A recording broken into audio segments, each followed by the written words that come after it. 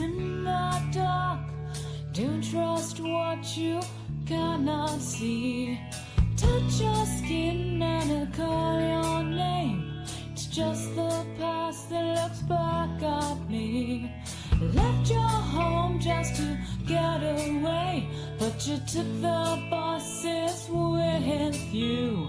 Set things up just to break them down. Keeps your mind down nothing new. There's no inspiration. Media actually does. Gone up saviors. Government hunts them down. There's no inspiration. Media actually does. Gone up saviors. Government hunts them down. Yeah. All that's left for you to see is a reflection of myself. All that I've been for, been taken by someone else. Taken by someone else. Taken. Yeah. Watch out for TV, high on dope. My knives are Lucy reruns.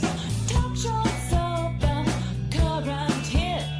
Sanctions, self-indulgent numb. Throw away what you got. Blame what's missing from your life. It's not your fault things worked out this way. It's someone's mother, daughter, wife. There's no inspiration. Media actually does. Gone on saviors. Government hunts them down. There's no inspiration. Media actually does. Gone on saviors. Government hunts them down. Yeah.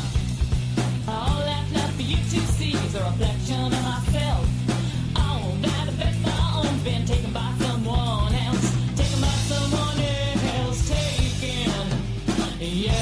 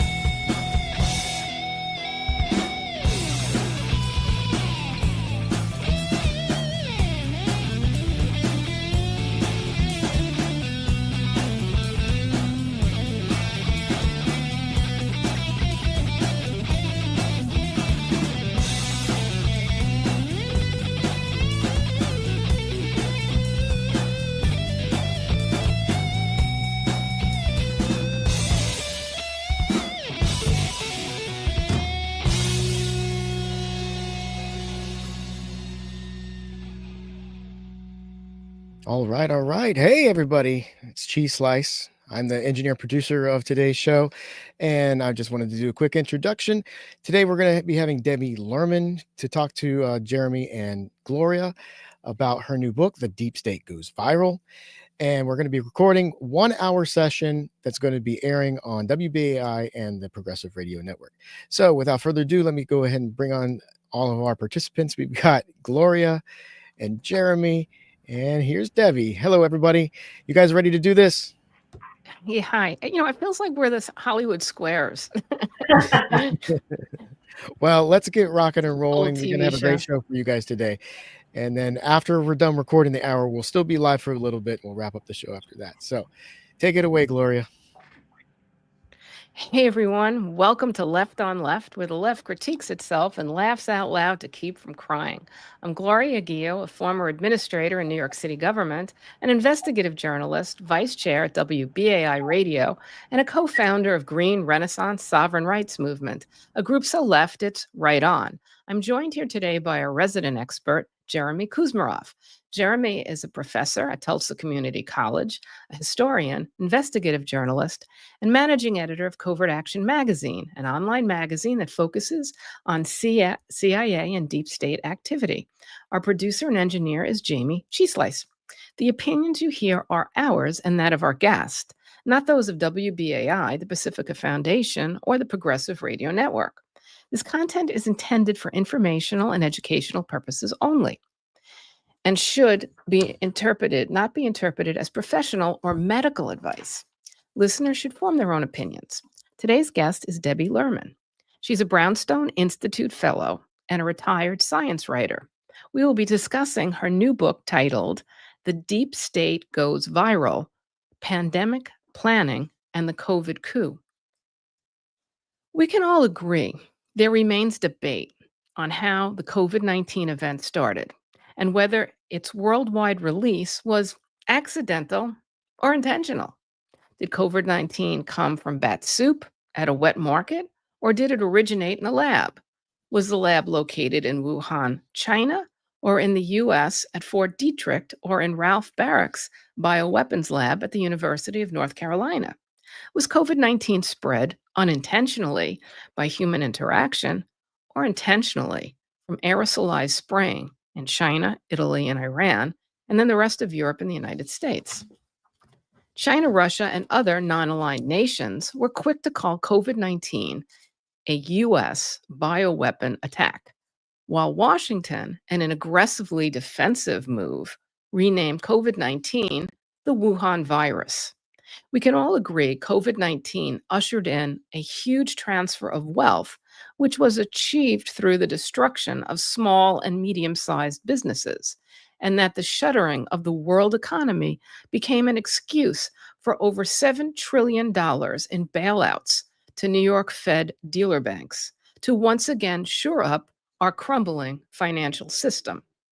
We can all agree COVID-19 became a way to make surveillance more granular, and vaccine passports and DNA swabs that brought us closer to digital IDs and better positioned for future control with digital banking and social credit scores. But now we are learning today from our guest, who is back with us by popular demand, Debbie Lerman, that COVID was not a public health event, even though it was presented as such to the world's population. COVID-19 was a global operation coordinated through public-private intelligence and military alliances. This enabled laws designed for chemical, biological, and radioactive weapon attacks to be seamlessly invoked. Debbie asked the following questions. Suggest you also keep them in mind at all times. Who ordered and directed these operations? Who was and still is covering them up? We already know from the pandemic's financial fingerprints who lost and who won, and it certainly wasn't our class that includes the impoverished, wage earners, and small business owners. Do we care if the predator class winners of COVID-19 are Republicans, or Democrats, or liberals, or conservatives? No. All that matters is staying alive, and we need to identify and punish COVID-19's perpetrators without prejudice to do so. Before you unpack all this heady stuff for us, Debbie, please tell us about your background and then what tipped you off to the metaphorical wolf in sheep's clothing, because what you are really describing here are military uniforms hidden by white lab coats. To the public, lab coats symbolize science, public service, and trust, whereas military uniforms symbolize authority, force, and control. To us, this sounds like a massive psyop. It's a bait and switch right up our audience's alley.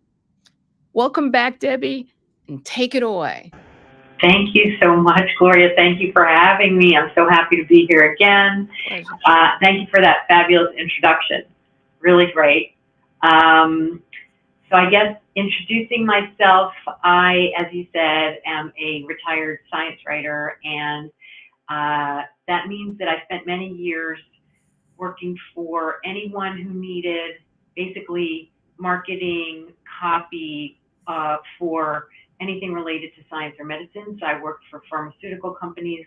I worked through ad agencies and marketing agencies. So we worked for pharmaceutical companies, for government agencies, for nonprofits. And mostly I learned how to read scientific literature, how to interpret scientific studies. And my husband is a doctor, so he was also a really wonderful resource. And so I wasn't doing that when COVID happened in early 2020. I was, for 10 years, I had been doing visual arts, and that's what I thought I was going to be doing probably for the rest of my life. But when it happened, when COVID happened, I knew that everything that we were being told in March 2020 was a lie. And the way that I knew that was because I'm not on social media. I don't watch, network news or do anything with corporate media, except I did read the New York Times and listen to NPR at the time. But what I was doing was I was looking up statistics. So how many people were dying, how many people were getting sick, was this really a serious virus that I needed to worry about for myself and for my family? And in January, February 2020, it became apparent that it was not really any different from any of the other disease outbreaks that we've had over the past decade, where there's some clusters of serious illness, but otherwise everybody seems to be fine. And it really is only affecting old and sick people. So I just went on with my life, and I thought everybody else was going to do the same thing until the March 13th, lockdowns of everything. And then I kind of lost my mind. And because I realized that everybody was lying, that NPR was lying, the New York Times was lying, the medical profession was lying, the public health officials were lying. And so I spent a year trying to fight on a local level with school board and with institutions and with local stores, just against the mask mandates, and then later against the vaccine mandates. That was all pretty useless until I found Brownstone Institute, which gave a platform to people who were saying things that were against the narrative. And so that's where I actually started doing my research. Once I started doing research, I started just reading the original documents, which are the government planning documents for pandemics in a public health sense and for bioweapon and biowarfare attacks in a biodefense sense. And I realized that they had, during COVID, been merged. And what you said that is really spot on is that what they did was they pretended that it was a public health response, that lockdown until vaccines, which is what we did. We locked down until the so-called vaccines. I would say you have to use the word countermeasures if you want to be very specific about what mRNA shots are for COVID. They're military countermeasures. They're not a regulated medical product. They're not a regulated medical product.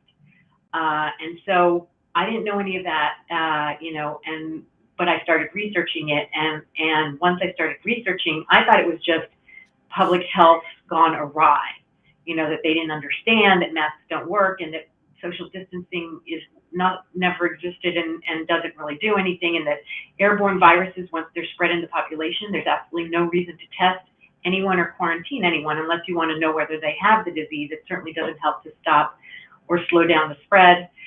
So all of those things, which were very well known before COVID, all of a sudden were not known anymore. Also, if you get sick, you have natural immunity.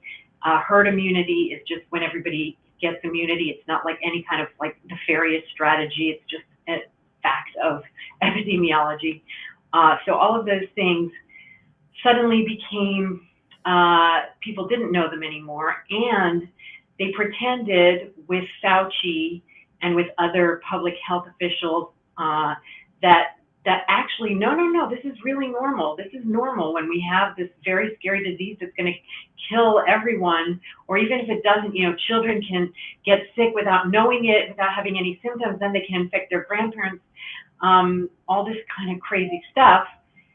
And they had these people in the proverbial white coats, as you described, saying these things so that people would believe and trust them, when in fact behind the scenes it was a military intelligence operation, and it was carried out not just in this country but in all allied countries through NATO, through Five Eyes, through EU, through all of these military intelligence alliances. This plan, which was actually to lock everything down until the military countermeasures were available, and then they used the military in every single country. The vaccines were distributed through military channels. People also have to understand that. That's another hint that we have, that this is not a medical product. It is definitely not a regulated medical product. And in the book, I described the pathway for authorization of the COVID countermeasures and how it was done through a legal pathway that is only available for chemical, biological, radiological, and nuclear attacks. So basically, underneath those white lab coats, as you said, Gloria, there were military uniforms, and they were saying, actually, we're going to respond to this as if it was a bioweapons attack.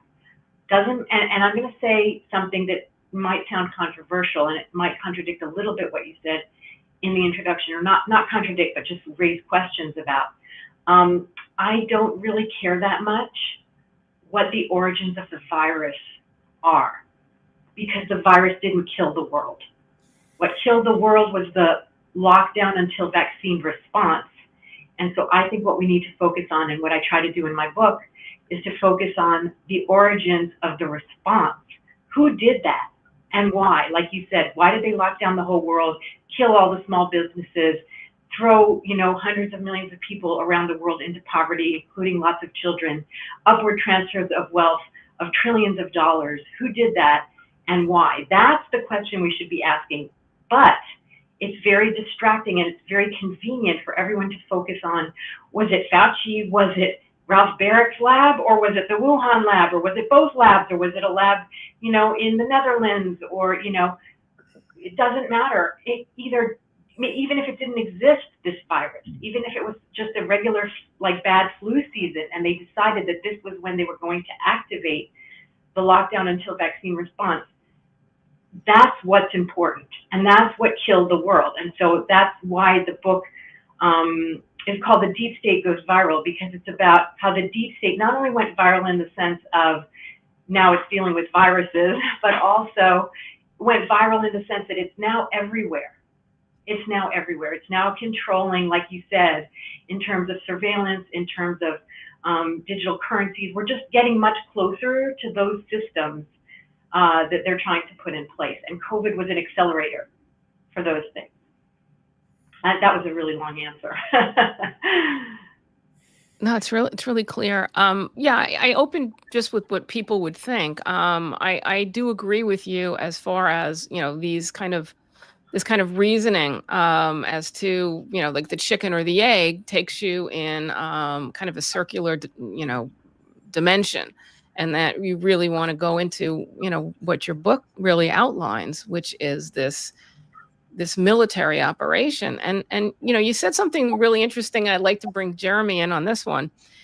You talked about a hybrid of corporate America and the national security state. And then you refer to it as a government within a government that operates according to no constitutional rules or any constraint by the governed. And, my background in economics was that when you have a hybrid between corporate America and the national security state, you have something called fascism. Is that, Jeremy? Can you talk a little bit about the concept of fascism? Does this fit the definition? Thanks. Well, I would say so. I mean, a classic definition of fascism is the merger of corporations and the state, and that seems to be what she's describing. That these, when she discusses, and Debbie, you can weigh in. I mean, an upward transfer of wealth. As far as the motive for this, it may have been to advance, greater social controls. It may have been to skew the economy more in favor of certain, huge corporations, including, especially, I would say, big tech corporation that were the big beneficiaries. So that would encompass, a move toward fascism. If those companies are working in collaboration with military and intelligence agencies to impose police state measures, because that's another feature of fascism, is rule through violence and police state measures, as well as aggressive, imperialism abroad.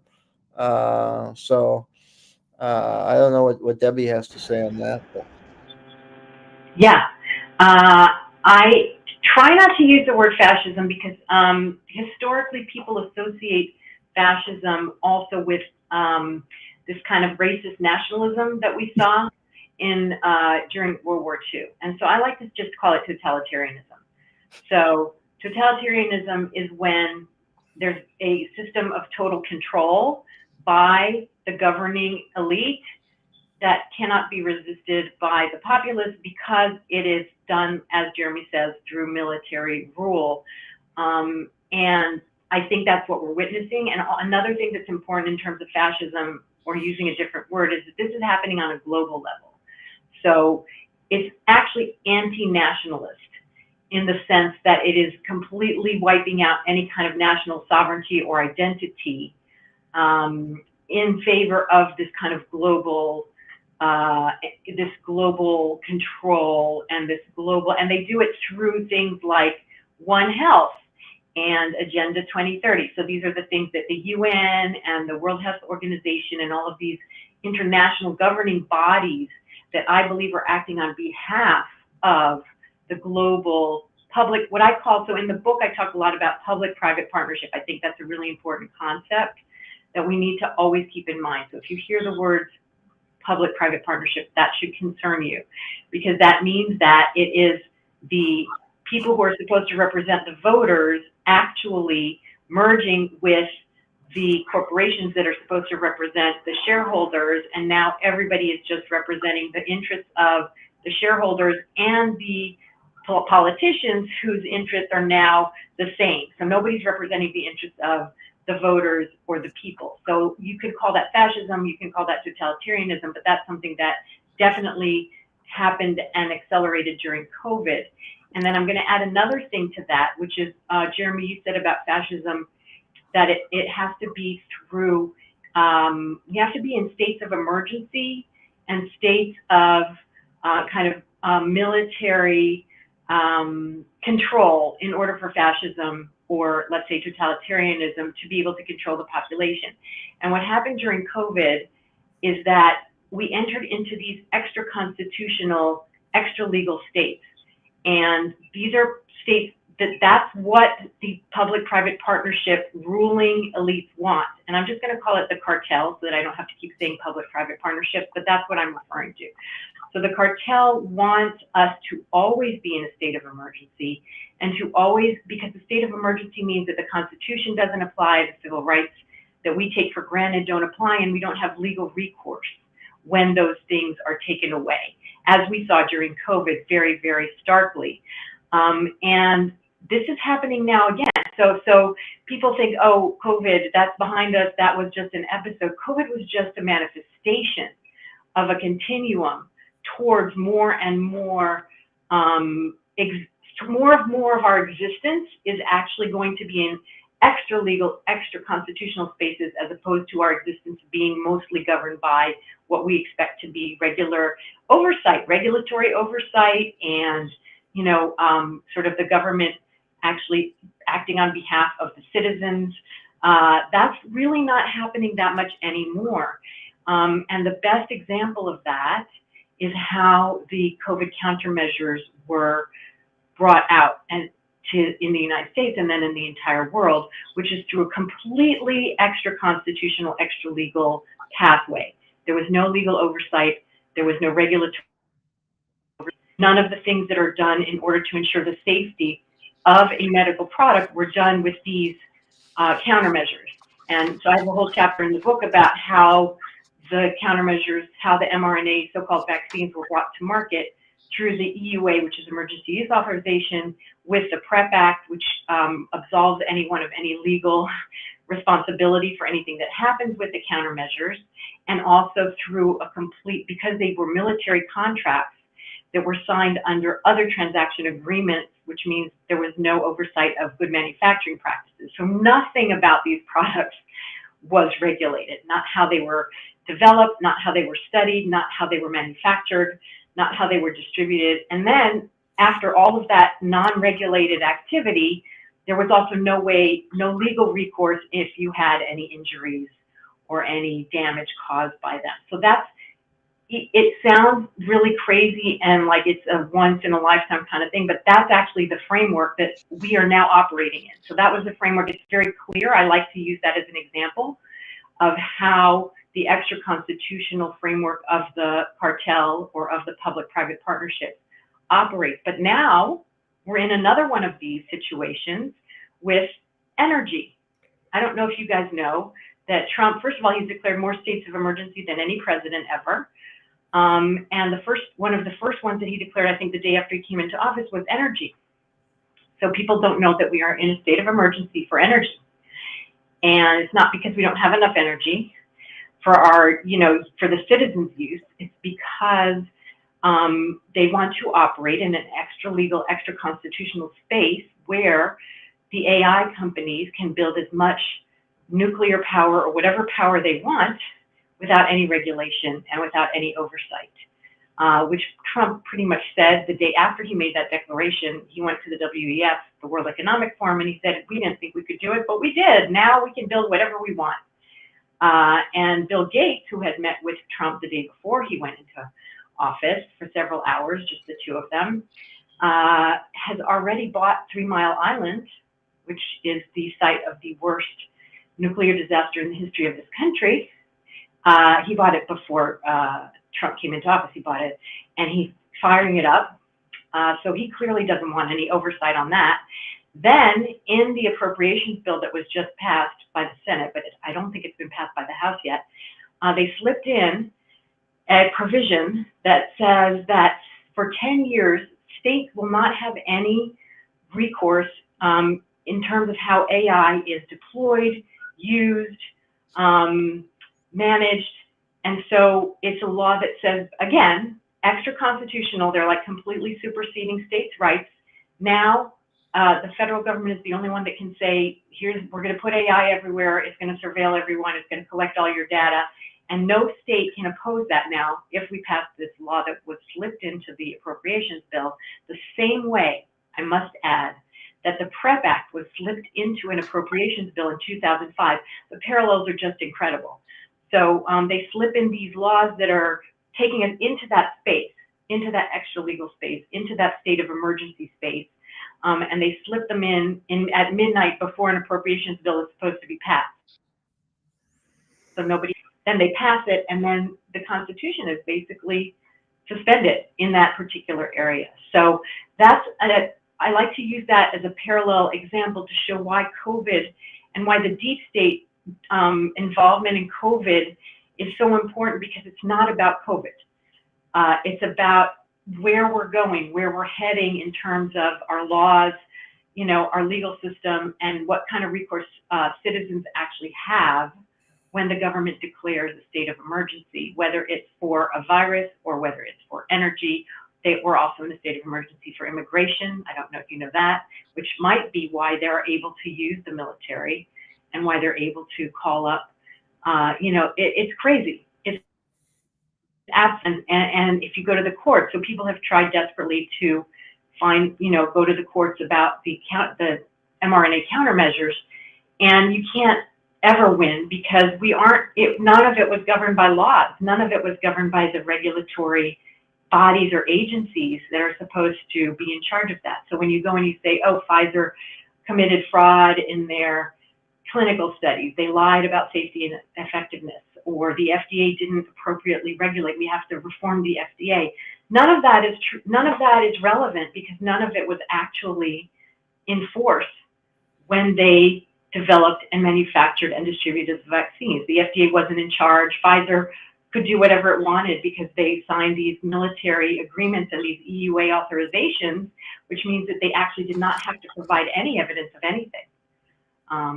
And now they're doing the same thing with energy. So now in 10 years, probably we're going to have completely no oversight in terms of like dozens of nuclear power plants being built everywhere. Nobody can object. The states can't object and the citizenry can't object. So it's the same kind of thing. I was at a health retreat with Gary Null, and one of his lectures, he has these amazing lectures. He's really, brilliant man. He was talking about what he believed could be a possibility, which would be a shutdown of the electrical grid worldwide, or at least substantial in certain countries and regions. And, we saw that in some countries recently. And what he went into detail on exactly was how nuclear power plants only have a certain amount of redundancy in their fuel sources to last a few days, maybe, a week at best, some within hours, before they're spent fuel rods start to not be cooled, and also they're active fuel rods. So I did some research after this lecture, and I pulled up all of the nuclear sites in the United States and how long you have on each one. And I have to say, and I'd like our audience to do this on their own. It's terrifying. It's not long, folks. I mean, it really is not long before we have meltdowns in these reactors in multiple locations. And they start happening within hours, in some cases, within days, in others. And some they can get power if they bring in ships full of oil and things like that to run their generators, maybe a week or so. But basically, we're talking about a situation where we have these things going off all over the country, perhaps all over the world, if we have a blackout, and that's becoming more and more possible in this environment. So I just wanted to add that. The other thing I just want to go back to a little bit is there's all this conflict. Oh, these are Republicans. Oh, these are Democrats. Oh, Trump's a dictator. Oh, Biden is this. It doesn't really matter. I mean, what we've discussed, Jeremy and I, in many shows, is that we see the Democrats and Republicans as two wings on the same predator bird, and sometimes you're able to move a decision forward by appealing to one particular base, and then you hit a wall, and then you switch, and then you move to the goal by using a different strategy and appealing to a different base. But the direction is always the same, and it's in the concentration of power in a small group, and the relinquishment of power for workers and the impoverished and small business owners.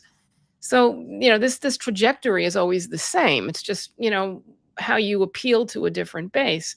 Would you both say that this is true? I mean, please go ahead. Thank you. Jeremy, did you want to say anything about that? Okay. Certainly with the COVID, if you're looking at the COVID situation, you don't see much difference.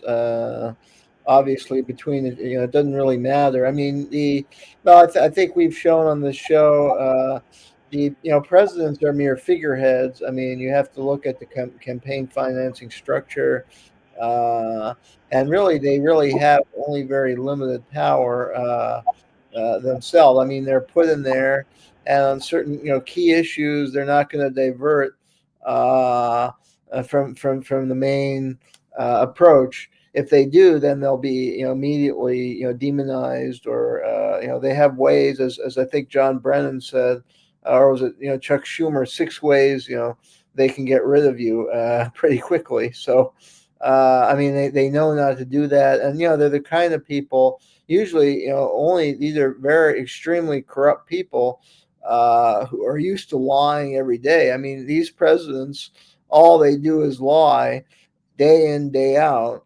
And there, serious consequences of their lie. They're getting people killed right, left, and center. I mean, just in the war that they're orchestrating based on lies, based on what you're discussing, the COVID, the horrible social consequences.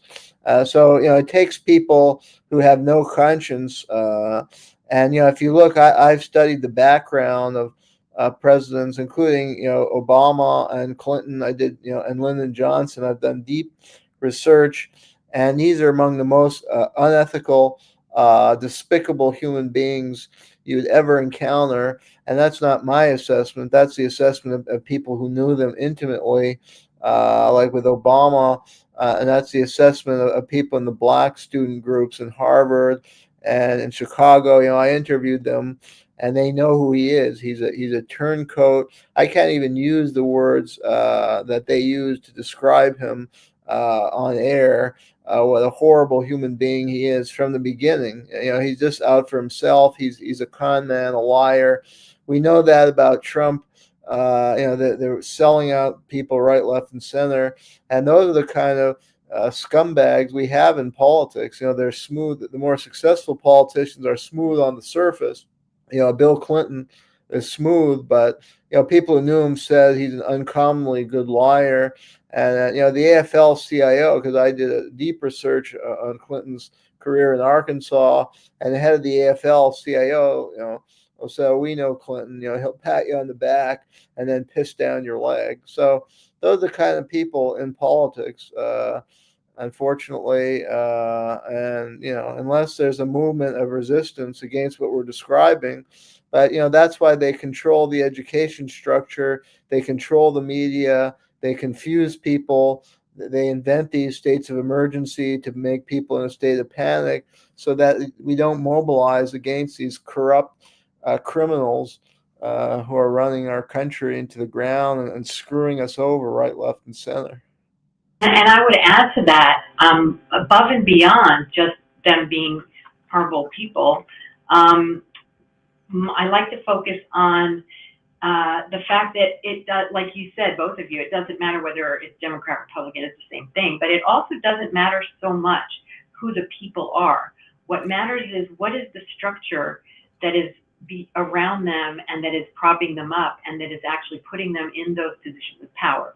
Because people like that get into positions of power because the deep state wants them to be in power, right? And so right now, for example, we have J.D. Vance.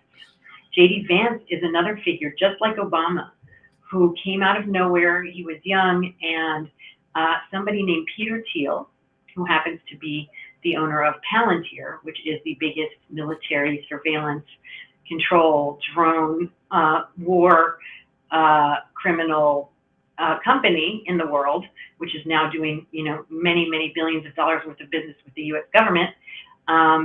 He pretty much paid for this young guy that nobody knew to become this star. And just like Obama published his book, Dreams of My Father, is that what it was called, Jeremy? I don't remember the exact name. Yeah. And then he published, and then became suddenly catapulted to national fame with this bestseller, became a senator before he had really much any political experience, then became president without barely ever being in the Senate or anything, right? Very young. Yeah. Same with J.D. Vance, with these backers, with these billionaire backers. J.D. Vance happens to be backed by mostly Peter Thiel and Palantir, and now look who has all these contracts with the government and who's actually taking charge of the government surveillance operation, which means vacuuming up the data of all Americans and putting it into one database so that your medical records can be connected to your tax records, can be connected to your health records, can be connected to all of your travel records, your activities, your passport, everything. So that's how it happens. So it doesn't. So yes, these are corrupt individuals. These are corrupt individuals. But the reason that corrupt individuals are in charge is because the whole system is run by the cartel. It's run by the global public-private partnership structure, which is big companies partnering with corrupt officials in governments. And not all of them have to be corrupt, because like during COVID, the structures that I describe in the book, which are the biodefense public-private partnerships, are an enormous cartel, an enormous conglomerate of companies. So pharmaceutical companies, but also consulting companies and PR companies and media companies and Silicon Valley companies. Then you have all of the NGOs, so-called, which are actually financed by companies and governments. But the Bill and Melinda Gates Foundation and the Wellcome Trust, and then you have the scientific institutions, research institutions, medical institutions, all of which are financed and bought by the corporations and the government. So they all own them. And so they're all in this giant blob together. And what their goal is to get more power and more money and maintain their control. And so 99% of the people who work for research institutions, medical institutions, companies, government agencies, NGOs are good people who are just doing their job, and they just want to get money and have a good life for themselves and their families. They're participating in this system because the system gives them that. It gives them the money, and it gives them the upper middle class kind of existence, which I don't blame anybody for wanting that. I have that, and I'm not giving it up to go and be Mother Teresa. And so I take responsibility for being part of that. and I try to alert people to what's going on. But a lot of people who are part of it don't want to know that they're part of something nefarious, and they don't want to know that they're part of something that is killing people with, for instance, medical countermeasures, or for instance, these energy plans that might be extremely dangerous. So most people just want to live their life. And I think that's more dangerous, Jeremy, actually, than these corrupt politicians, because we can always point at Clinton and Obama and Bush and Trump and Vance and say these are the villains, but actually they're not the villains who are really perpetrating this. The villains who are really perpetrating this are the people who are in charge of the deep state, which is the military. Those are the people whose names you're not going to know. If you know some, I think Catherine Austin Fitts likes to say, if you know their names, they're not in charge. And so the people who are in charge of the military-industrial complex, of NATO. So very strangely and very frighteningly, I think, NATO was actually a major coordinator of COVID. NATO is a military defense, supposedly, alliance.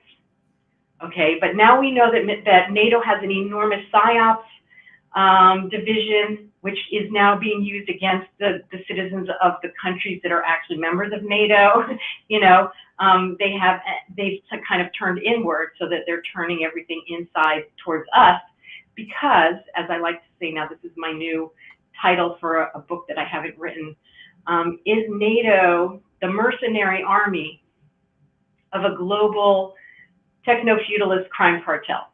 So basically, the techno-feudalist crime cartel is the one that was running COVID and that's running things now. It was running things through Biden, it's running things through Trump, it's running things through all the governments of the Western countries. And NATO just seems to be there in order to carry it out and enforce it, and make sure that there's always some wars going on, so that now we're going to arm all of Europe for some reason, you know, to the tune of $1 trillion. Why Europe needs to be armed right now is beyond anyone, but they are drumming up enormous fear in Europe right now of war and of Russia, and Putin is a Nazi, and, you know, it's insane what's happening. And it's the same thing as COVID. Again, I want to emphasize that the deep state goes viral means the deep state is everywhere, and the deep state is this extra-constitutional, extra-legal, global structure that is running things, and that is running amok. And it is running roughshod over us. I just like to make one point of clarification. Both Jeremy and I understand that our so-called elected leaders are puppets and figureheads. And that doesn't mean that we shouldn't spend some time demystifying them. Mm-hmm. Because especially on the left, we see this now on the right with Trump. I mean, fans of these puppets mm-hmm. Become blind to the policies because they believe in the puppet. And Jeremy and I both find that problematic. And it's important to demystify these individuals. Especially in the left. I mean, if you talk to people, they'll be like, oh, we love Obama. He's the greatest guy in the whole world. Oh, if Trump could only be like Obama. They miss all the stuff that Obama did. It just right over their heads. Same thing with Clinton. Clinton is, idolized by some people. And, to Jeremy and I, it's very frustrating because we know what he did. We know all of the things he's done to the impoverished, all the things he's done to the working class, the things he's done to our banking system, the things he's done to other countries. I mean, his drug usage. I mean, all the things that are just terrible. But, if you talk to some people, they're like, oh, yeah, Clinton's a great guy. So I do think it's necessary to demystify these heroes. And I think it's really important for our audience to get away from anything that sounds like idol worship or hero worship, and to always look at what are the facts. And why we invite you to the show is because you are so pure when it comes to the facts. You are just such a pure person. You go, right to the documents. You don't want to hear any of this stuff. What's in social media? You don't care. What's in the news? You don't care. You go right for the documents. You do the research, and you give us very, very clean, very clear guidance. And what you do is invaluable for that reason. And we're so lucky to have you here. And our audience is really blessed to hear you. So I love it. Keep going. I agree with, thank you. That's really kind. And what you guys are doing is so extremely important, because exactly what you're talking about. And I agree with you. You're right. I shouldn't dismiss completely the demystification of individuals. So yes, we need to demystify them. I like to demystify them less in terms of their personal attributes and more in terms of who were they actually serving. So if we look at Clinton, what is NAFTA? Why, what's going on there? Whose interest is he serving? Is he serving like you said, the workers? Is he serving, what happened to the industries in this country as a result of that? Decimated. What happened to the working, class in this country? Decimated. So I like to demystify it based on and who is he serving? Who are his sponsors? Who are the people who are benefiting from his policies? And of course, we can talk about how corrupt and awful they are also personally. But what you said really brings up an important parallel right now. So I just wrote an article on my Substack called Bernie Bro to Maha Moms, We're All Being Played. And what that was I was on a podcast called The Homeless Left. Right, they're friends of ours. Yes, they're friends of yours, I know. And so I was interviewing Matt about how he was a Bernie bro, and realized after 4 years of being told that Bernie, who had convinced all of his followers who did not want to be in the Democratic Party, they wanted a third party run, they wanted a real populist. There were people, Bernie would have won the presidency based on both right and left voters. I knew right-wing voters who said they would either vote for Bernie or for Trump, which I thought was weird at the time, but now I understand it. But he said, they realized that they had been played by the system, which said, oh yeah, Bernie, if he goes with Hillary and all of you guys stay with the Democrats, it'll happen. Your agenda is going to be our agenda and we're going to push it. And we're playing, although they didn't use the word 5D chess, they said, he's just not saying things now. He's going to say things when it's the right time, and he's going to come out and do things when it's the right time. And of course, that never happened. And they were completely used by their hero, Bernie Sanders. The same thing is happening now with the people who are supporting RFK Jr. I happen to be a lot in that group because those are the people who were opposing COVID. And those people worship RFK Jr. When he was running independently, I also supported him. The minute he joined with Trump, I said, okay, no, it's over. So it's over for RFK. Once he joins Trump and the Republican Party, once he tells his followers, you're no longer the medical freedom people or the medical freedom, now you're Maha. Now you're this kind of corporate political entity, which is supporting Trump and the Republicans. It's not about, ideals and values anymore. Now it's about politics and sort of corporate interests. They didn't realize that, and some of them still don't. But then they convinced those followers who wanted an independent candidate who was a populist, who appealed to both left and right. Now he's shoved into this political. Okay, so Bernie was shoved in with Hillary, and they're shoved in with Trump, and now anything that they want and their agenda is just being shoved aside. And now it's 5D chess and 6D chess. And what Matt said was the first thing we have to do is have self-awareness that we're being used and stop with the hero worship. And that's exactly what you were saying. We have to stop with the hero worship. These people aren't going to save us. We can choose someone who we want to run and support as an independent who we think is going to support our interests. But once that person isn't independent anymore, they are not able, even if they want to, they're not going to be able to support our interests because now they're just part of the uniparty. So not worshiping heroes is very, very important, and it's also very hard. It's very hard because we want to believe that there's somebody out there is going to come and rescue us and support us and represent our interests on the inside. But I think what we realize is we just have to represent our interests, on the outside. Well, Debbie, that's almost like a psyop, especially for females, that we were taught as little girls that, we just have to be beautiful and good, and Prince Charming will come and fall in love with us, and and everything will be fine. So we never have to think for ourselves or be critical. We just have to be beautiful, and Prince Charming will come and rescue us. So I think the psyop is Jeremy, do you get that too? Do boys get that also? Well, maybe not exactly the same as for girls, Well, but maybe not a Prince Charming, but are you like kind of told just be Superhero. be good? There's a hero. Oh yeah, there are heroes. There's Batman, Superman, right? Yeah, you do have that But too. what with superheroes and with video games, you can tell with the boys that they expect. So, I mean, and Elon Musk is a perfect example because a lot of people have fallen for the Elon Musk psyop, which is I am the video game hero who's going to rescue you, even though I'm one of the richest people in the world and I have the most military contracts with the government of anyone. I'm going to come in and save the people because I'm a superhero. So I think boys, and Jeremy, sorry to interrupt, but I think boys have the superhero thing where they really worship comic book, but now more video game heroes. Just like we have our princes, Gloria, they have their superheroes.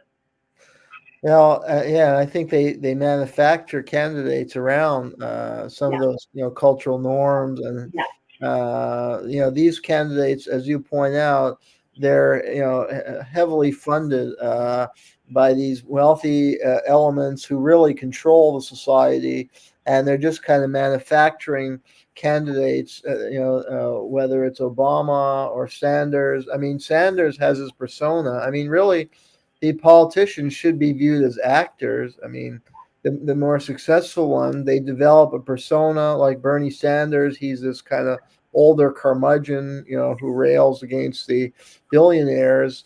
But I mean, where was he? But not really.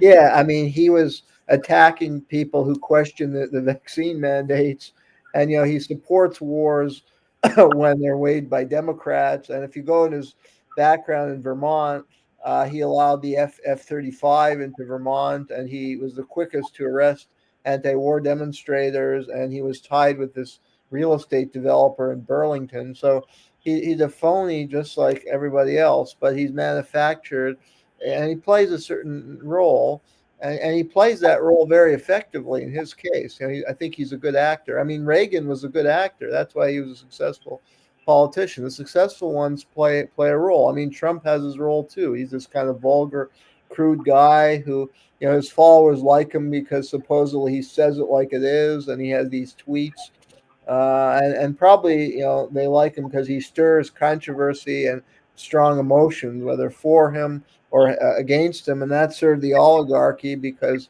it channels all the anger of a lot of the electorate against Trump the man. And if we get rid of him, then everything will be okay, and that's what this King's No King's Day is coming up, and it's all about Trump. It's not about these structural forces you're describing, and that's what I describe. If people read my book, it's not just an attack on Obama, the person, or Clinton. It looks at what you're saying, the structural forces that made these people. And Obama, it was the Crown family and General Dynamics, the Pritzker banking dynasty. Clinton had, Tyson Chicken and Walmart and Stevens from his early days in Arkansas, and then he built, national corporations behind him. So, that's ultimately we need to develop independent social movements against the corporate power and the oligarchic structure. As you say, it's not very. What's so chilling about your book is that it's not just one country. We can try and fight it in one country, but it's every country. They've been able to. These are global now, multinational corporations and military structures that have taken over the entire Western world. So we need to develop local movements, but that are connected with movements in Europe and elsewhere. And that's no easy task to try and challenge this monolith. Yeah. Jeremy, did you have a superhero figure in your childhood that you liked? Not particularly, but I mean, maybe athletes but Oh, that's true. Boys yeah. of athletes. Well, and you do see a lot of politicians who were once athletes. I think they see that that's a good potential because they're heroes, to youth as athletes. So I think as you call it, the predator class may select them, and you find that a lot. There are a number of ex athletes in Congress and stuff. Yeah. I'm hearing a buzzing too. I wanted to ask you a little bit about Deborah Brooks. Am I saying her name right? Burks, Deborah Burks. Yeah. Deborah Burks, because she is kind of prominent. You have a couple of chapters where you go into her. Could you just tell us a little bit about her? Like, how did this happen? Who is she? What happened? Yeah, the reason she's prominent in the book is because once I explain about the general structural issues that we're facing, which is what we've been discussing, I also do get a little personal in the sense that who are the people who represent the public-private partnerships? Who are the people that we are told are public health officials when in fact they are military intelligence operatives? And so Deborah Burks is a perfect example of that. She was the coordinator of the US government's COVID-19 task force. So she was basically the coordinator of the entire response to COVID in the United States. That doesn't mean that she made the policy. She did not make the policy, but she represented the policy to the government and to the public as this is the right policy. We need to lock down, we need masks, we need distancing, we need to test everyone constantly, we need to count cases even though people aren't sick or dying, and then we all need to get vaccinated. So she represented all of those things as if they were a public health response. But her background, where she came from, was actually the military intelligence side of things. And so that's why in the book I show this particular example, because she was very prominent and she wrote a book called Silent Invasion, which said that, this virus is so dangerous, everybody's getting it and nobody's getting sick or dying. So how could that be a dangerous virus? I mean, so even the premise of everything that she said, which was basically the foundation of the entire COVID response, was based on nonsense. It was based on nonsense science, and it was based on nonsense claims that Deborah Burks was presenting. But she was doing that on behalf of someone. She wasn't doing it because she was stupid. She wasn't doing it because she was bad at public health. She was doing it because she was not at all a representative of public health. And interestingly, she came from USAID, which we know now is and many people knew back then also, it was a CIA cutout. So she was basically working for the CIA and the military the whole time. And then they brought her and they put her right there on the top of the pyramid above Fauci, above everybody in terms of coordinating the policy. And what she was doing was she was just disseminating the policy that the National Security Council and the military and NATO had decided was going to be the policy, and that was lockdowns until vaccines. So that's why Deborah Burks is like a good entry point. She's not the perpetrator. She's not the one who made the policy. She's not the villain. She's just one of many, many villains who pretended that it was a public health policy when in fact it was a military intelligence operation. And so that's why she's a good example of the deep state going viral. Well, this is, another fascinating tidbit. I mean, your book is full of them, and I really urge our readers to pick it up and read it. So I think we got the wrap it up thing. So that wraps up our show for. Oh wait, let me go back a little bit, Debbie. Please tell our audience how we can follow your important cutting-edge work and obtain a copy of your book. I'm going to show it because I love the cover. It says, "The Deep State Goes Viral." Yes. And you can get it on Amazon. And if you don't, you can get the 3 versions, the audio, the Kindle, and the physical. And you can also get it on lulu.com if you don't like Amazon, LULU.com. And you can follow my work on Substack, which is debbielerman.substack.com. Great. Well, that wraps up our show for today. This is Left on Left. I'm Gloria Guillo, joined here today by Professor Jeremy Kuzmarov. Remember to like and share our broadcast. Your kind support keeps us going. Thanks for tuning in. Hope to see you next week.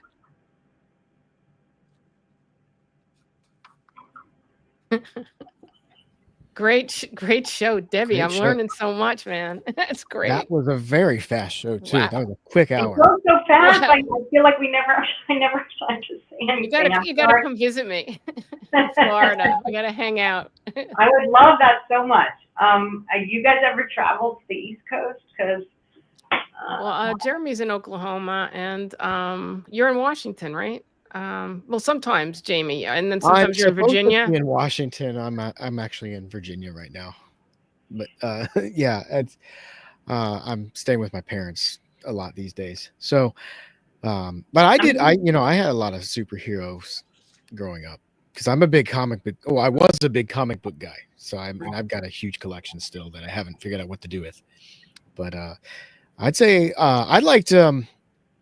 There's a lot of characters I liked, but like the ones you gravitate to were like Captain America, because I was fully indoctrinated. But the interesting thing about Captain America is he doesn't really represent what America is.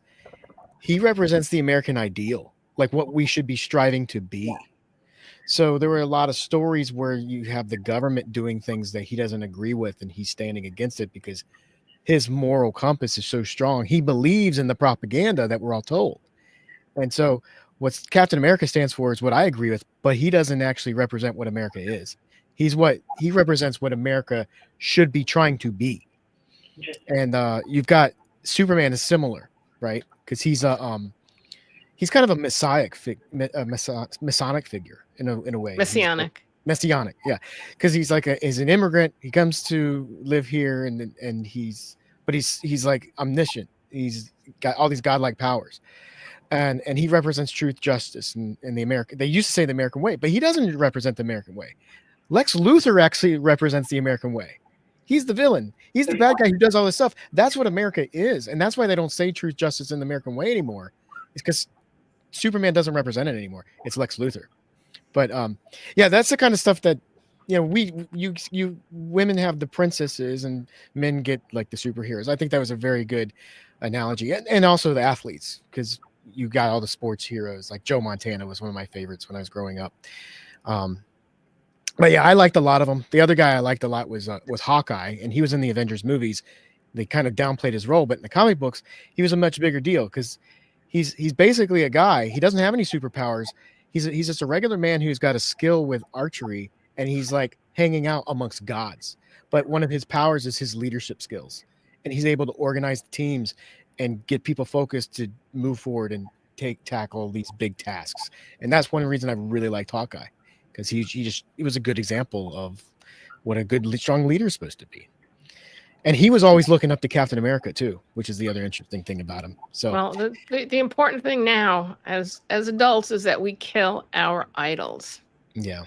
Because that we look at everything, objectively, and not, project rescues and other things onto individuals. Yeah. Interestingly, I think, and I didn't get to say this, but I think RFK, one of the reasons why they used him is because he really appeals to women. Talk about Prince Charming. And so the Maha moms, who are all just enthralled, and I cannot get them to stop. It's very hard. They all hate me. Because really, because I've exposed some things the same way I exposed Deborah Burks. I exposed these means people who are just in the Maha movement, and they're actually just agents of the deep state. And they just don't want to believe it. They just don't want to believe that their hero and their handsome Kennedy hero, Prince from Camelot, is actually, being either bought or always has been bought or is bought now. But whatever it is, he's no longer representing them in any way, shape, or form.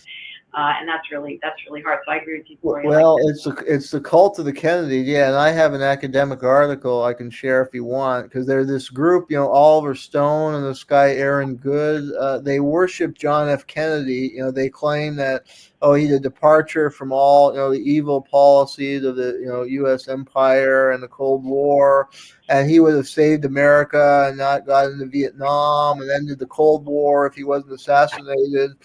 And they just pervade his myth, and they pervade a bad history. of his presidency, because the record is clear that Kennedy was no different. I mean, there were reasons behind his assassination. It was a power struggle, and I mean, there was a conspiracy behind his assassination, but they just create this kind of cult. And then they do the same with Robert Kennedy and all the Kennedys. I think it's like a cult of Kennedy, and it's like, yeah, people want to believe in the liberal hero, and it saves belief in the system, because so I think RFK, what you're describing, is part of a broader kind of cult of the Kennedys. And I don't know. Yeah, I mean, the family is tainted. I mean, they're an oligarchic family as well. Their political rise was driven by the wealth of their father, who was not a good guy. He was the Wolf of Wall Street, and he was tied with the mafia. So yeah, I think, Gloria, we should do a whole show on the Kennedy, debunking. I mean, that ought to piss off the rest of our we've done viewers with money. But I think we have to make clear that we support the idea that the CIA was behind his assassination, but not for the reasons sometimes subscribed, and that it doesn't mean that they were saints just because the CIA went after them, because they went after Robert F. Kennedy Jr. too. But it doesn't mean he's not a tainted figure in his own right. So I want to give a confession here. Okay, I used to believe in rock music until I started studying Tavistock. Debbie, have you had a chance to go into Tavistock? Well, I have a friend named Josh Stileman, who you guys should probably have on. He has been doing enormous amounts of work and research into cultural programming. Oh, yeah, he sounds perfect for us. So he would be perfect. Send us his info. I'll send him to you, because I know some of that stuff you don't want to know. It's like so. Right. So I was so depressed. I mean, you gotta find something you like, and something good in society, but everything gets corrupted. Everything starts hitting you in a different way. John has gone so far into these rabbit holes that he truly believes that, and maybe you believe this too, that Paul McCartney was replaced. So the Paul McCartney that we have now is not the Paul McCartney who we had before. I don't believe it, and he hasn't shown me any evidence yet that convinces me of that. But once you go down those rabbit holes, you can go, crazy. I had a rock band. I love rock music, I have to and go because I gotta run ruined somewhere. it. So all right, thanks, Jeremy. Debbie. Thanks so much for coming on. Also, it's probably wise to keep the shows to an hour, because if they get too big, people, we lose our audience. But, we have to do a show on Tavistock. Yeah. I mean, just in terms of so there's levels. Whatever I had left. There's levels that you can talk about, but I mean, you can also talk about just what happened in San Francisco in the '60s and the whole MK Ultra scene there, and what was happening in terms of. I don't know if you guys read the book Chaos, and if you've done anything on that. So Chaos was written by this investigative journalist, and he was just investigating the Manson phenomenon. Yeah, and we talk about the Mansons. And what he stumbled upon was the whole CIA operation. So the whole thing was just a huge CIA operation to distribute psychedelics to the entire, San Francisco counterculture, and to create this whole movement of total ineffective and completely outsider, instead of the anti-war movement, which was real, and the anti-war movement, which was bipartisan. It was not, it didn't have to do with fringe culture or anything, and they just turned it into this fringe cultural movement and destroyed it. Well, one of the things why I brought up Tavistock is that this was an intentional thing to develop social influencers. Yeah. And, it's a thing to have these sports figures, or these heroes, or these rock stars, or these actors. And then you control them, you control the messaging. And that has a huge effect on the population. So, you have Hollywood, you have the advertising agencies, you have these figureheads, you have these, performers and things like that. And then you can really manipulate society in a certain way. And society doesn't even realize it's being manipulated. And that's the horror or the beauty of it, depending on where you stand, is that you don't even realize you're a victim of propaganda. You just go through life thinking that all your social constructs are, authentic. And you find out when you do the work that we all do here, and our audience does, you find out that we have, like, all our constructs are like a shaky set of cards that collapse left and right. And, one of the things that we need to do is really stay positive and, come up with coping strategies Yeah. to you're beaten up, your friends leave you, you lose your career because you said something, you crossed the wrong line, and you just got to brush it off, stand up, and that's it. And so you have to really develop this thick skin if you really want to survive in this world and thrive. And and keep a sense of humor. I mean, I think that's always been something that I think we all share here at LOL, and in our circles. Is you just got to keep laughing, because a lot of that sense of humor starts to go into gallows humor, and then It you has get to be. canceled for it. But you're just like, it's either I laugh or cry. What do you want me to do here? Now you're telling me I can't I laugh. have to have a question about that. So you guys are in the know about Jimmy Dore and stuff. Has he gotten rid of the sidekick? What's his name? Who turned like really weird and dark? Kurt? Yeah. Did he get rid of? I'm pretty sure he's still working with him. Okay. Yeah, I don't know. Also, I'm kind of reluctant to speak about other shows. Yeah. I'm just curious because I stopped being able to listen to him for a while because he stopped being critical with Trump and with he fell into the Musk cult a little bit and the Trump cult a little bit. Now he's kind of out of that. He's going back to his usual, critical self, which I'm very happy about. So I just was wondering, what happened there. I'm happy that I couldn't listen to him. Like, it started after the election, like it was kind of like 2020 all over again, where like I couldn't listen to any of my media. I couldn't read or anything like that. And then all of a sudden, all the people that I had trusted during COVID, after the election, I couldn't listen to them anymore. And so then I was like, you guys, and if you're like fringe right people, by the way, fringe right and fringe left is the same. I mean, like, so there's somebody who I'm friends with and whose show I go on a lot. And her name is Shannon Joy. She is a conservative Christian. And you and I all have more in common with her than with most of the people on the so-called left, because she's outside the uniparty, she's outside of the system, and she's saying almost identical things that you guys are saying, which is really amazing. Maybe you could do a show once where it's like, Oh, I love your suggestion. Send me your contacts, phone numbers. I'll reach out to them. I'll say, Debbie sent me. Okay. And, I mean, that's really all we can do in this, crazy, crazy world is find people who have open minds. Yeah. And when you said resilience, like, part of the resilience for me is finding the people, because it's so, like you said, you lose your friends, you lose your whole social network. Your family, your friends, jobs, reputation, it all happens. And it just, it's a big brush problem. yourself off, stand back up. I've actually thought about doing a show just on that, like breaking free of that indoctrination to American exceptionalism. Let's just call it that. And when you break free of that, it feels very alien. You feel very alienated because now you don't believe in the same thing everybody else around you believes in, and it could be very lonely. You've lost your whole community, and it's probably not very different. Multiple times.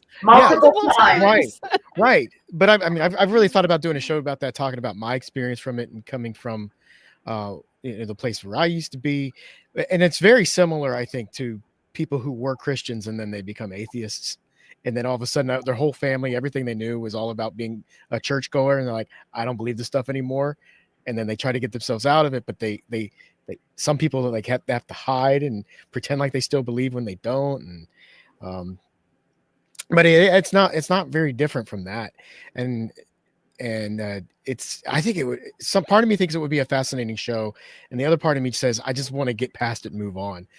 but Well, I don't know. we actually have a group. It's called Green Renaissance Sovereign Rights Movement, and we're actually going to meet tonight. And I usually don't pitch it on LOL. I'll just mention that I'm a co-founder of that group, but I think it's worth pitching at this moment in that we started out wanting to remake or redo the Green Party because we found the lockdown left and the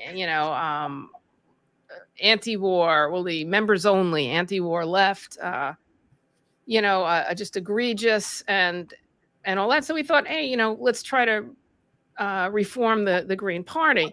And that failed miserably. I mean, it's so infiltrated and it's got so much money infiltration that, you really can't get anywhere. So, what we've turned into at this point is a think tank. And, we have, I don't know, maybe 20 to 30 people who come regularly. And one of the things I really like is that because there's so many of us, people are always bringing news items that are off the beaten path and really important to know. So in attending these meetings, you don't have to do quite as much research every single day as to, all these different news sources. People are doing it for you. So it is a very practical and useful thing. And then the other thing is people have the opportunity to kvetch. Okay. People go to these meetings and they're like, oh, I can't believe this is happening. They're sending more weapons. This is going on. Oh, that's going on. And, people kvetch and it helps. It just does. And, for our audience, if you're lonely, come to Green Renaissance Sovereign Rights Movement. Just Google us. We have a meeting tonight. We'll listen to you. You realize you're not alone. Yeah. That's the big part. I mean, yeah, exactly. I think one of the biggest psyops, well, I don't like to call it a psyop, but the idea that we push individualism in this country so hard. And I see it as the ultimate form of divide and conquer. You can't divide us any more than making us all individuals. And we are supposed to be a communal animal. We're a communal species. We're supposed to work together. And we've got leadership that has convinced us that we have to all be on our own. We're stronger as individuals. You can't divide and conquer us any more than that. And they've been super duper successful at that. Well, I'd like to talk about the worst model I saw. I actually have an article that, it's just been sitting in my computer. It's how I ran into Tavistock. Is they're really like the origin of the trans concept. Not, trans people always existed, that's something different.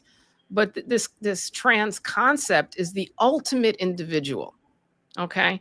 It's exactly what you're saying, because with the trans thing, you don't belong to the males. You don't belong to the females. You're isolated from lovers because now you're not sexually functional. The things that used to work don't. Or if they do work, they're always broken because, you're not having the right hormones. You're not having the right, things. So basically, you're not a sexual being anymore. You're not male. You're not female. Your lovers, it's difficult to have lovers because you're not functional. Your family, you're isolated from your family in most cases. And, the only community you really have are other people that are kind of like this. And what I've seen a lot in this community is something called detransitioners. And I spent a lot of time researching the detransitioners and speaking with them and things like that. And they are, completely aware and alert. I mean, they are exactly where we are. Unfortunately, there's this whole concept of like the wounded healer. And in that sense, they really are the wounded healers because they are really actively aware, unfortunately, through their own suffering.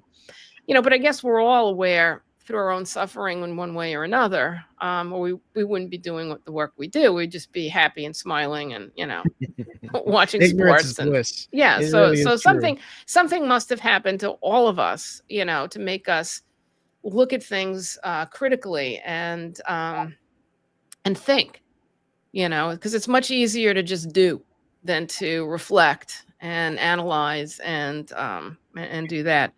But so, I thought, gee, this is no wonder, this was pushed by the Pritzkers, and this was pushed by Soros, and this was pushed by Gates, and Biden signed all of these executive orders, and how this was forced, literally down our throats, and how influencers were given such, massive autonomy to, really infect our children with alienating concepts. So I think that was the ultimate isolation thing that I've seen. I haven't seen anything that is as effective as a PSYOP as that. Can I ask you a question, Gloria? Because it's so funny that you're saying all that stuff, because I've been mostly with the medical freedom people, and a lot of them are on the right. I mean, the left would consider that, the left, in quotes, would consider that a right-wing stance that you just took, but it's absolutely correct. And a lot of people on the right have been saying it, and I'm glad to hear people on the left saying it. But do you have any so I'm looking at a friend of mine in particular whose son, it always happens. The other thing that really supports what you're saying is that autistic kids are the ones who they're already isolated, and so it gives them a way to sort of not be isolated, because it attaches them to this community of weirdos and people who are, but actually what it does is it isolates them even more, because it rips them from their family. It tells them, don't listen to your family is against you. It actually, what you're saying. All right, I'm going to publish the damn thing. I'm going to publish this damn thing. It's like 4,000 words. It's just a nightmare. You have to publish it. But do you have any, I found a lot of female detransitioners, right? There's a lot of them. Do you have any male detransitioners? Yeah.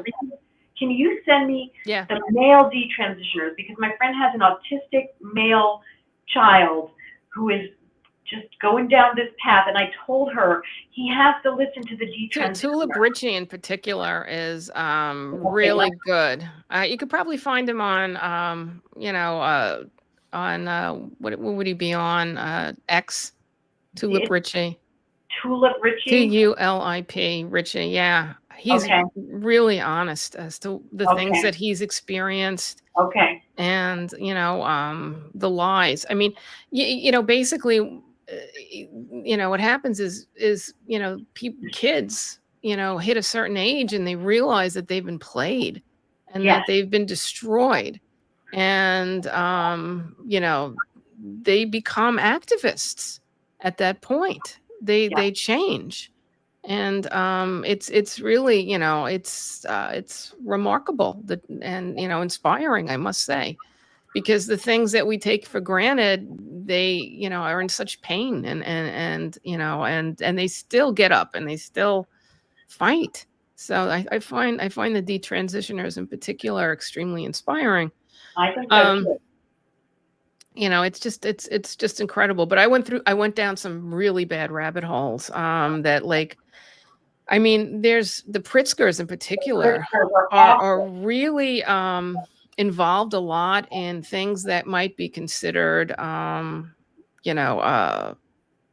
predatory, involving children, and there's some things out there that are pretty bad. So there's actually groups out there, in the dark web, that of men in particular, that like the sexual concept of castrated boys, and fantasize about this. It is some of the most evil things that I have ever seen or read. So that was another thing where I just had to put this work down. I was like, oh man, this is really bad. This is so bad, and then you hear people and they're saying, oh, all of these lies that are just complete propaganda. Oh, people, if you don't give people, cross-sex hormones, then they'll commit suicide. There's actually no proof of that. It's complete fabrication. I researched it. To the contrary, it's like the people who are suicidal, if they go through the transition and stuff, they don't get less suicidal. Exactly. And it's just terrible what you're saying. It is so dark. The propaganda. The really awful thing that I noticed was they did it, and it must be a purposeful PSYOP, because during COVID, it was pushed, so it was like a simultaneous COVID trans psyop. It was like they were doing it at the same time when everybody was isolated and vulnerable. That's when that became this like prominent, all of a sudden we're all supposed to be, Yeah, you know, I studied some of the social influencers. Boy, that stuff's dark, and they are creepy, and they're after your kids. I mean, it is just, and your grandkids. It's That's just the hard whoa. part of this. I mean, we're talking about something that can be irreversible, right? In certain cases, we won't let kids get tattoos until they're 18. Right. But they're talking about doing these things. I found many instances where children, prepubescent children, were being given That's nuts. hormone blockers and cross-sex hormones. Yeah. And they say, well, they can be reversed, or only if you stop using them in a certain window. As soon as you get outside of that window, it's irreversible. Well, what they're saying also, what the real science is saying, is that what you're doing is you are changing brain structure, you're changing bone structure, you're changing the health of sexual organs. Like once you don't have the right amount of testosterone or the right amount of estrogen in your developmental years, when you try to have sex as an adult, you just don't have that infrastructure. Also fertility. Or the fertility. So yeah, and they really did go after that at the same time. And then the other psyop is that if you criticize this, that somehow you're anti-trans as opposed to being pro-humane and pro-human.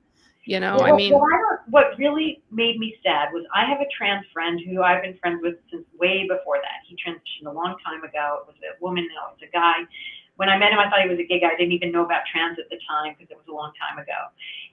But he, I don't know why, he wishes upon the kids now to have the freedom to do what he did, when in fact what he did, and he's described it to me as extremely hard, painful, expensive, has to be on hormones all the time, it's terrible, and he only does it because that's the only way he knows how to be.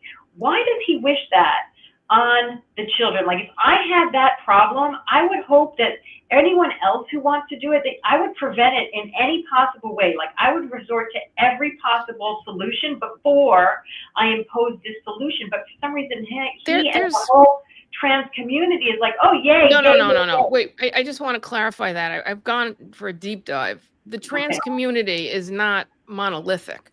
Yeah, okay. There is a trans community that is really strongly opposed to any hormones, cross-sex hormones, hormone blockers, anything being given to children. Okay, very strongly opposed to that, and it's the trans community. Gloria, I need this. All right, I'm going to write I wrote the article. I'm going to publish the article. Get on this subject? Because it keeps coming up over the last couple of days. So I think usually I kind of. I'm kind of a fatalistic person at heart, when things keep coming up, it's like, all right, this is the time to do it. Yeah. So it's not a monolithic community. Most of the trans people that I've been in contact with are, it's a red line when it involves children. The same way that, straight people or heterosexuals would say anything dealing with children and pedophiles is terrible. But then you have these wealthy billionaires funding things like MAP. You've heard of that, which is I forgot the. Attracted. Do you really want to go down this road? Well, no, but I'm just saying that they're trying to make pedophilia another sexual preference. I mean, these people are evil. Yeah. That's all I can say. So, what I'm saying, in the trans community, they have that same line that we have, in any healthy community where, when it comes to children, no. Just no. Well, sort of, but so again, it's weird because I live in this crazy liberal, performative liberal neighborhood and community.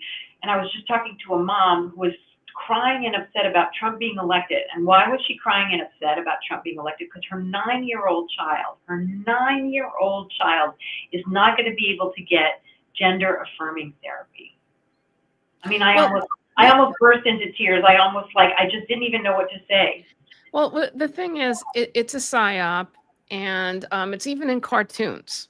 You know, you can watch cartoons, and they have, you know, and I didn't realize it at the time, but like Teletubbies, you know, the whole thing, Yeah, for the sure, Teletubbies having a purse, and I was like, who cares if the Teletubby has a purse? But you know, they've been kind of doing it all along, and now you'll see every show that's made has, you know, these trans characters. Every cartoon has, like, you know, trans characters or characters that are not identified with a particular sexual orientation, or, you know, gender, whatever.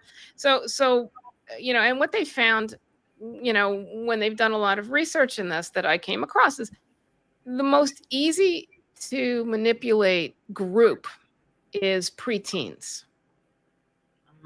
Most easiest to do. And, you know, I remember also just, you know, when I was a preteen and a young teen, you have your body's going through a transition.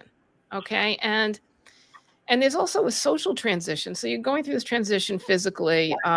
You know, you don't really know what's going on. Even if you have good sex ed and somebody's supportive to you and things like that, it's still weird.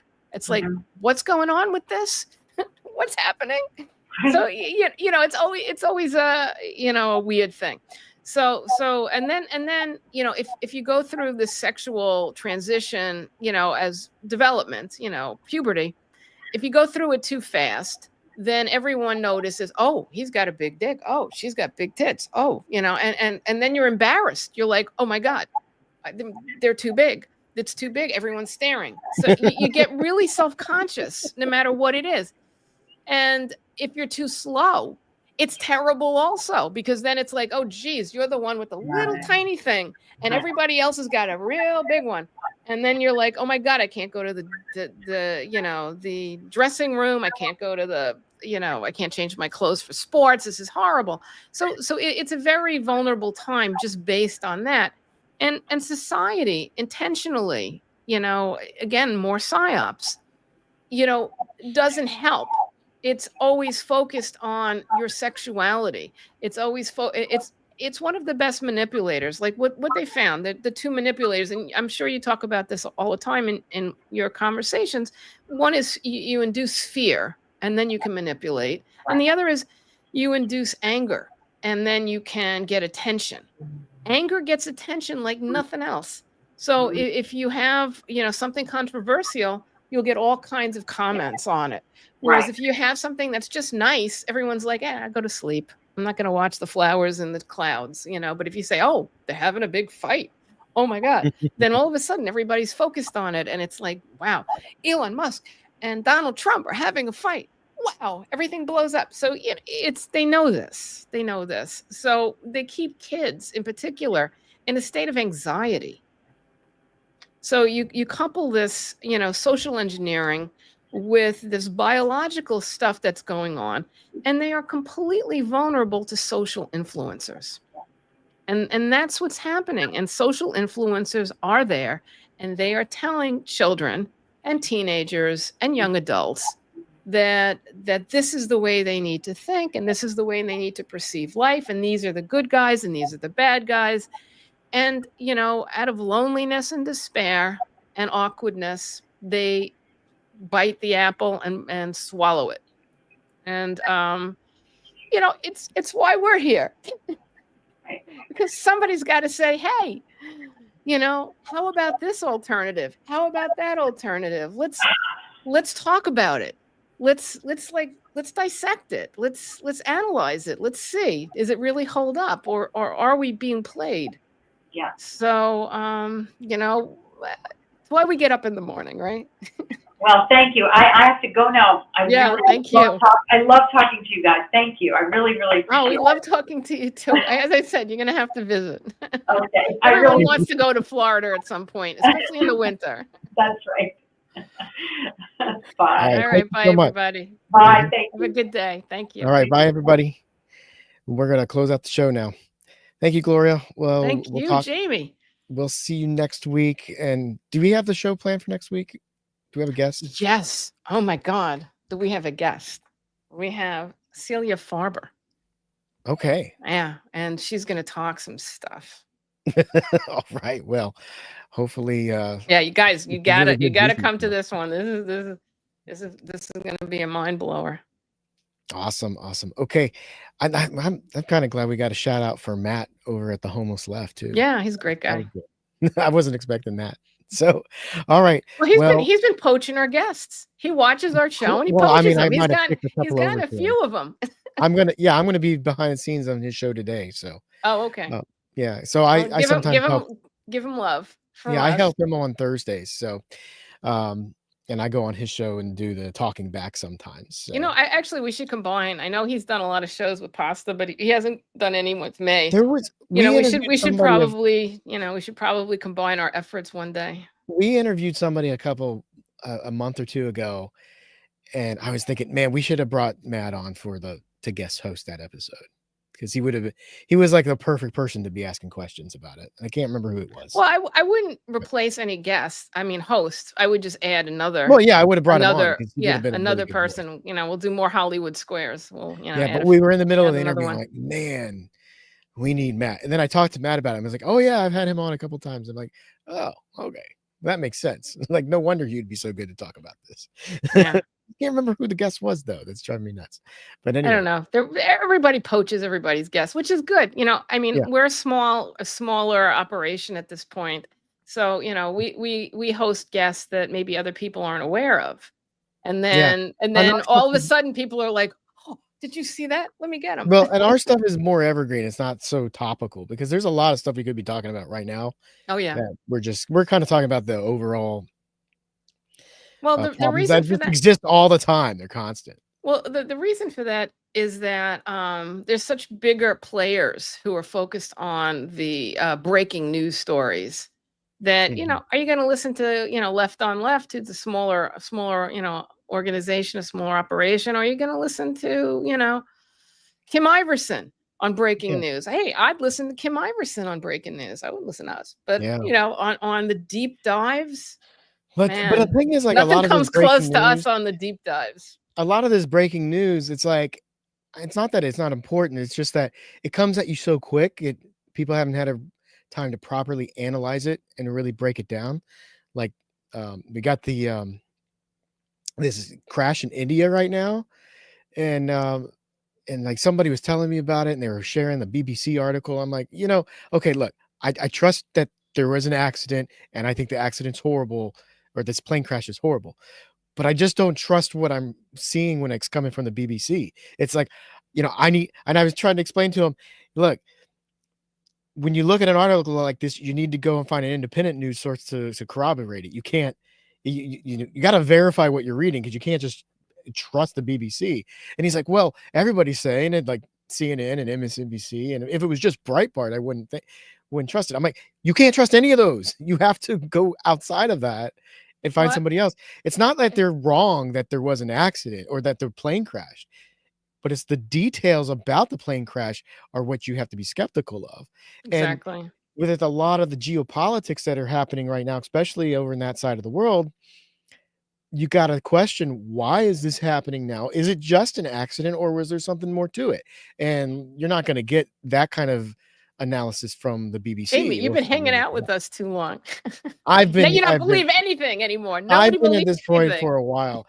No, the problem was I did still trust the government when it came to like public health stuff. That was a problem, which I don't anymore. But I was skeptical of like government and like war and stuff like that. But I thought there's some things they have to be honest about, right? Nope. No, not anymore. I don't trust it anymore.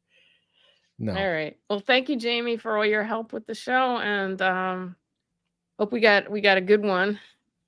Yeah, the hour will be good. We'll get that edited for the radio, and everybody will be we'll be happy. I'm sure. I'm not so sure about some of the people that listen to it, but well, our audience will be happy. Yeah, the audience will be happy. Yeah, because they're not alone. Our audience, when they listen to us, they know, hey, they're not alone.